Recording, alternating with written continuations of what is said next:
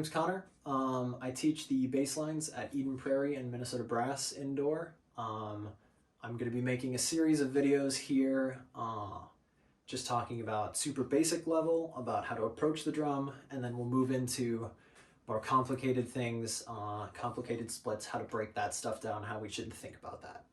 My goal is that no matter what level you're at, if you're a student or a veteran member of RCR or Minnesota Brass, or if you are a tech, you can get something out of all these videos. I think it's always useful to both break down the basics and, have a new approach of how to think about the advanced stuff. So if there's any questions, feel free to leave them in the comments below. I'll try my best to stay updated and get back to you guys and answer questions if you have them. Otherwise, I hope these videos can help you out.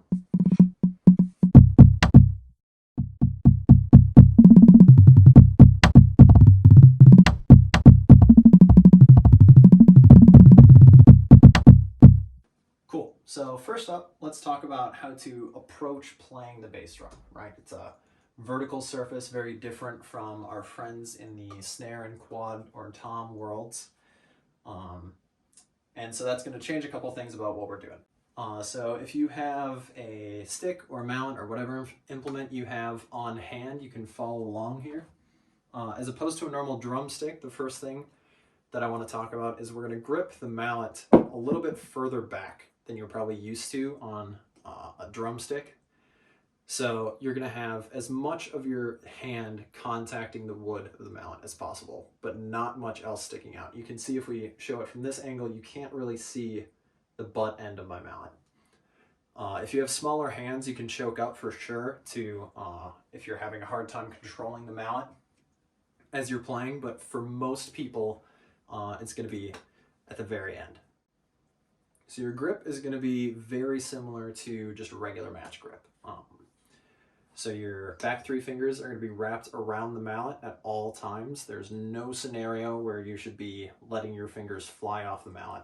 You should always be contacting that wood.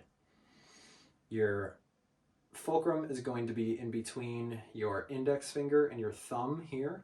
I like to think about it as between this segment of your index finger. That tends to be a little bit more wrapped around than most people are used to, but I like the control that it offers me. I like the weight of my hand being behind my strokes as I play. This section right here, your little garage door, as some people call it, should be closed. And you should see this little lump on your hand, especially once you get used to playing and everything. This is sort of like your fulcrum muscle here, and it'll grow bigger as you develop it, get better at playing. But you should see that little lump, that's your fulcrum being set well. It's important to note, though, as with any grip in pretty much any percussion instrument, there should be no tension in your hand at any point, right? Your back three fingers are in contact, but just there for support. They're not gripping the stick, right? We're not white-knuckled. Your fulcrum should be firm, but not, like, tense. We're not squeezing the death out of the stick. We want the mallet to resonate as we play. So now as we move on to the stroke, there's basically two schools of thought. There's wrist break and rotation. And I want to cover both of them because the technique that I use is hybrid and that uses both of them. So wrist break is breaking your wrist this way, which ends up being away from your drum. That's slightly different than typical like American match grip. It's more like your wrist is breaking like that. And here we're breaking our wrist directly outwards. You'll see a lot of West Coast groups sort of do this. Offers a lot of control. It's pretty comfortable because you're used to playing like that for the most part.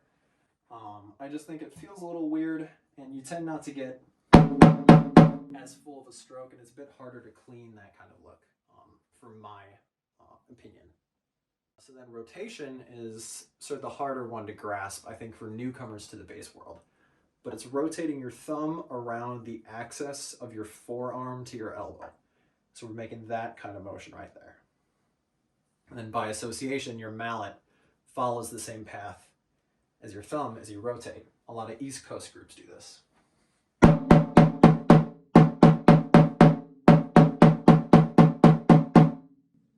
So you can see my thumb is cranked back a little bit more towards my arm as we're doing this.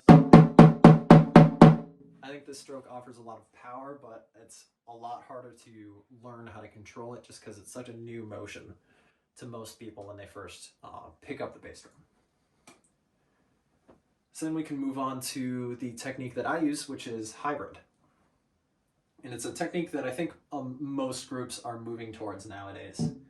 So we're going to be about halfway in between from where we were for wrist break or rotation.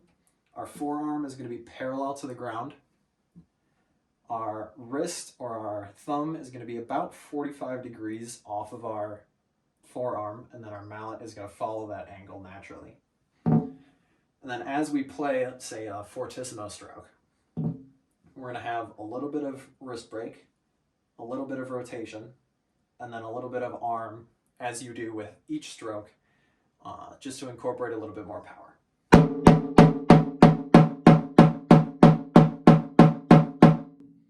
And again, you can see here that my fingers are allowing the stick to move naturally, but just making sure they stick around. My fingers are not leaving the mallet. And